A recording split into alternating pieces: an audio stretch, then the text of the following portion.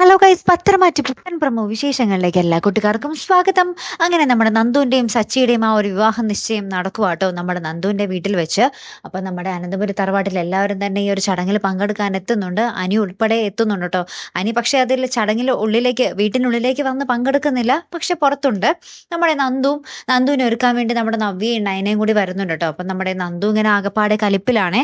എന്നിട്ട് പറയുന്നുണ്ട് ഈ വിവാഹ നിശ്ചയം ഒരിക്കലും നടക്കില്ല എന്ന് നമ്മുടെ നയനയുടെ അടുത്ത് പറയുന്നുണ്ട്. അപ്പൊ നയന പറയുന്നുണ്ട്, മോളെ അങ്ങനെയൊന്നും പറയല്ലേ, നമ്മുടെ അമ്മ എന്തെങ്കിലും കടുങ്കൈ ചെയ്ത് കളയും എന്ന് പറയുകയാണ്. പക്ഷേ ലാസ്റ്റ് എല്ലാ വിവാഹ നിശ്ചയത്തിന്റെ ആ ഒരു സമയത്ത് നമ്മുടെ സച്ചി അവിടെ ഉടുത്തൊരുങ്ങിയൊക്കെ നിൽക്കുവാണേ. ആ ഒരു സമയത്ത് നമ്മുടെ നന്ദുവിനെ വിളിക്കുന്നുണ്ട് എല്ലാവരും കൂടെ. അപ്പൊ നന്ദു വരുന്നത് പോലീസ് യൂണിഫോം ഇട്ടിട്ടായിരിക്കും. എന്നിട്ട് അവിടെ എന്തോ വെളിപ്പെടുത്തുന്നുണ്ട്. അപ്പൊ നമ്മുടെ ആദർശ് നമ്മുടെ സച്ചിയുടെ കുത്തിന് കയറി പിടിച്ചിട്ട് പറയുന്നുണ്ട്, ഇവള് പറഞ്ഞത് സത്യമാണോടാ, അതൊക്കെയാണോടാ സത്യം എന്ന് പറയുന്നുണ്ട്. മിക്കവാറും നമ്മുടെ സച്ചി എന്തെങ്കിലും കള്ളത്തരം കാണിച്ചിട്ടുണ്ടാവും, അല്ലെങ്കിൽ കള്ളനായിരിക്കും ചിലപ്പോൾ, അല്ലേ? അപ്പൊ അങ്ങനെയൊക്കെ ആട്ടോ കഥ.